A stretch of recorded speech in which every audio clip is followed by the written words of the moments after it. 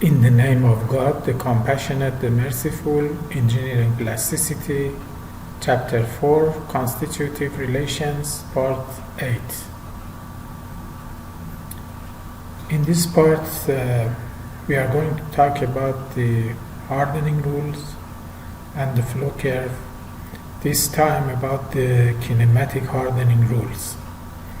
Okay, as you can see in these figures, in the first figure, we have loading and unloading, and you can see that this distance in the curves is taken as 2y. In fact, this is the yielding compression, and that's yielding tension. Therefore, this must be 2y. In here, the material has different yield strengths in tension than in compression. Okay, but supposing we had a material that had the same yield strengths in tension and compression, then there will be this distance still be 2y, but we will have plus y on the top and minus y on the bottom. Okay, so plus y due to tensile yield strengths and minus y due to compressive yield strengths. So this 2y goes up and down depending on the material and behavior of the material in tension and compression. But 2y is definitely constant. We can't have less than 2y or greater than 2y, obviously. Now it reads here that depending on the stress history, one can even have the situation where yielding occurs upon unloading even though the stress is still tensile. Now so far we have investigated this loading and unloading curve for the sigma epsilon results many times. Okay, from the beginning of this course we have examined this kind of loading and unloading, and every time we have a loading we have this yield strengths, and then if we unload it and go into the compression, then we will have a yielding compression as well. Okay, it's always like that. If we don't go into the compression, come to this point where epsilon is 0, then load it again, we will have the yield. That was the first yield. This would be the second yield. But if we go into compression, we will have the yielding compression. But it says even though the stress is still tensile, it says even have the situation where yielding occurs upon unloading, even though the stress is still tensile. So it means somewhere here, like that. So how come this happens? If you look at this cyclic loading, we have loading here, unloading here. That's similar to this. Loading, unloading. And then when we again load it again, this is a cycle going through this. It goes like this because due to a strain hardening, as we go there, it strain hardens, we come to compression, the yield strength increases. You see, it was here, now it's here. Then we go again to yielding. See, it was here before, now it's here, almost there.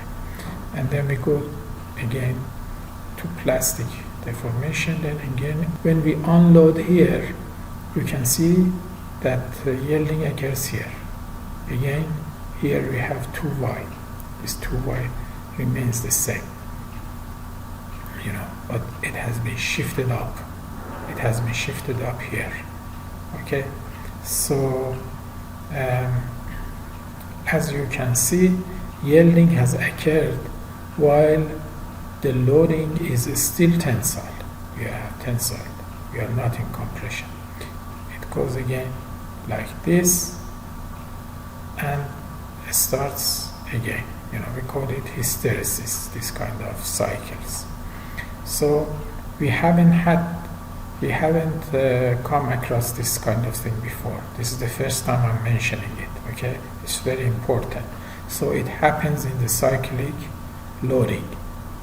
In fact, we have a yield plastic deformation, and then we have another yield in here, okay, and then compression again, and this kind of thing. We go here, and it repeat. The cycle is repeated, okay, but every time the yield strength increases. Okay, so that's what happens during hardening, kinematic hardening. Now, multi-axial yield function for a kinematic hardening using the von Mises criteria is like that. Again, remember we had before a function for yielding f0 sigma ij square root 3/2, etc. But here we have added this ki, showing that not only yields, but it moves a distance from here to there. We call that alpha d. This d is for deviatoric, that is s stress deviatorics, and that's the difference between these two vectors, okay? So that's what happens in kinematic hardening. The yield surface moves by a distance alpha d due to kinematic hardening. As you can see in this place, original yield, we have symmetry all over the place, but we don't have symmetry here, because the center has gone by this distance, has been translated here, and so these are the stress axes. So any point on this yield surface has different values of the stress due to the sigma 1 prime, sigma 2 prime, and sigma 3 prime. While when we were on this, we had symmetry. Remember, we had this 30-degree zone. Everything in that zone was repeated all over the place, but here we don't have such symmetry. The deviatoric shift stress alpha ijD describes the shift in the center of the von Mises cylinder as viewed in the pi plane. This is the pi plane. This is the generalization of the uniaxial case, in that the radius of the von Mises cylinder remains constant, just as the elastic zone in the uniaxial case remains constant. It says that the radius doesn't change, like that 2y which we showed just in the previous slide. I said constant. It was constant, so the radius here is constant. So if we go that way, y, unload it here, and then unload here, then we get 2y. Okay, so that's why we have this unloading and yielding in the unloading area, because when we go like that in here, that's tensile, but when we go like that, it's compressive. So, but here, because it has been shifted by alpha d, we have such phenomena happening as the yielding of the material when we are unloading and are still in the tensile area. Okay, so it's just for kinematic hardening that it happens. Okay. Now, by specifying the evolution of the hardening parameter alpha. What is this evolution? Evolution means that as we deform the material, this alpha changes, and this is the place of the yield surface changes as well. I mean, the center of the yield surface moves relative to this. The vector showing that movement is alpha. So that is the evolution of the yield surface. How the yield surface shifts with the deformation. In the multi-axial case, one has the added complication that the direction in which the yield surface shifts in a stress space needs to be specified too. Okay, this is a vector. So we have a magnitude, which is this distance, and we have the direction, which is important. Is it moving in that direction, in this direction, maybe in the compressive direction, tensile direction? We don't know. mix of these. So it depends. So this kinematic hardening rule could be a bit complicated. The simplest model for this is the linear kinematic hardening rule, or Prager's hardening rule, which here the back stress is assumed to depend on the plastic strain according to alpha ij equal to c epsilon ijp.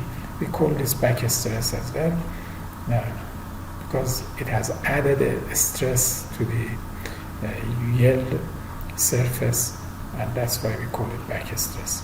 So d alpha ij is c d epsilon pij, where c is a material parameter which might change with deformation because it's hardening.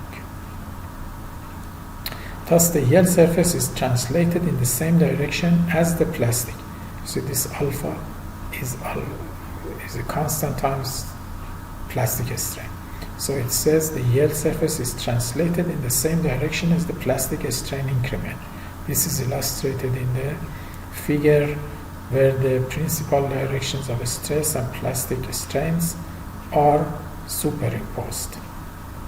In this figure, in fact, that text is related to this figure because we have superimposed directions of the stress and plastic incremental strain in 2D. Okay, that's two-dimensional. The dashed line, in fact, is the original yield surface, and the solid line in here is the translated yield surface. So that's the center of the dashed line surface, and that's the center of the solid line surface. So that's the transformation which has been done. The alpha is equal to c d epsilon p. That's what we said in the previous slide. And the uniaxial, possibly cyclic curve could be used to again define a universal plastic modulus H using the effective plastic strain. The constant C could be related to H. In here we have shown this d alpha ij equal to dA. This is another similar to kinematic hardening rule but a bit different. It's called Ziegler's hardening rule, and d alpha ij is dA epsilon ijp sigma ij minus alpha ij. Okay, and that's how the yield surface was originally, and that's how it has changed. Okay, we can compare this to this. It could be seen that the translation seems to be done relative to the major axis of the ellipse, but in the previous case, this one, the translation is not in any way related to the axis of the ellipse, but here it is related to the axis of ellipse. Where A is some scalar function of plastic strain, here then the loading function translates in the direction of sigma ij minus alpha ij, as shown in this figure. In here we are going to talk about the strain hardening and work hardening. What are the differences? In the models considered here, the hardening parameters have been functions of the plastic strains. For example, in the von Mises isotropic hardening model, the hardening parameter K is a function of the effective plastic strain. Hardening expressed in this way is called strain hardening. Another means of generalizing the uniaxial result to multi-axial condition is to use the plastic work per unit volume, also known as the plastic dissipation. Now here we have sigma against plastic strain. That's the yield point, and that's the behavior of the material as we increase the loading and increase the stress. We have talked about this before, that the area under the curve is equal to sigma ij d epsilon ijp. If we take a small strip, that's an element of the work done for the plastic deformation. So if we take a strip with d epsilon p, incremental plastic strain, and that's the stress at this point. So that area is the work done. Okay, that's the work done. Why is it work done? Because if you write sigma f over a and epsilon dl over l, the denominator will be L times A, which is the volume, and the numerator will be F times delta L, which is work done. Force times distance is the work, or energy. So that is the energy consumed by plastic deformation, or the work done in order to achieve this plastic deformation. Okay, so that's the incremental work, and the total work obviously is the integration of this. Okay, so WP is integration of dWP, which is sigma ij d epsilon ijp, and if we integrate that, we get the area under the curve, and that's the energy or work done in order to achieve the plastic deformation. Now, this curve also, we have drawn sigma against W in here, okay, WP, plastic work. And as you can see, sigma is a function of the plastic work. So the stress now is expressed in this form. It's a function of the plastic work, and instead of this plastic work, we put the integration here, and we have shown here the work hardening. In fact, we are saying that sigma is a function of the work. Okay, again defining an effective stress, sigma bar, the universal flow curve to be used for arbitrary loading condition is then given by sigma bar equal to WP. Okay, so that is what we call work hardening. This is the work hardening formulation. Okay, so you understand why we call this work hardening, because as we go further doing plastic work, we do work. In fact, we consume energy. Okay, the energy is spent, the work is dissipated, so that's why we call it work hardening.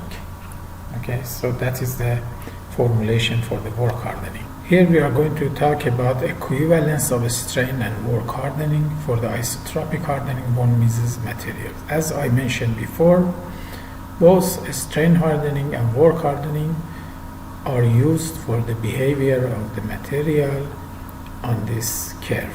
Okay, as the material is stressed more and more, it becomes harder. So if we base our formula on the strain, we call it strain hardening, and if we base our formula on work, we call it work hardening. So sigma is a function of epsilon, we call it strain hardening, and if sigma is a function of work, we call it work hardening. Now if we consider the Prandtl-Gross flow rule, d epsilon ijp equal to si d lambda, in this case, working with principal stresses, the plastic work increment is given by this, because here we have written d epsilon ijp equal to si d lambda. Then that is the work, which is sigma I d epsilon ip. Now instead of d epsilon ip, we substitute this, so we get sigma I si d lambda, and therefore dwp is equal to this expression times d lambda, and using the von Mises effective stress, which is sigma bar sigma ij equal to root 3 j2, and using the plastic multiplier which we determined earlier, we could substitute here and get this sigma bar d epsilon bar p. Okay, so you can see this is very similar to the uniaxial case, but this is in fact for the effective stress and effective incremental plastic strain. Okay, and that's the plastic work, increment of a plastic work. So if we integrate this between two limits, we could find the plastic work where we have. So in here we have shown the equivalence of work and work hardening and strain hardening. Okay, that's how we meant to show. And so now we can differentiate between a strain hardening and work hardening.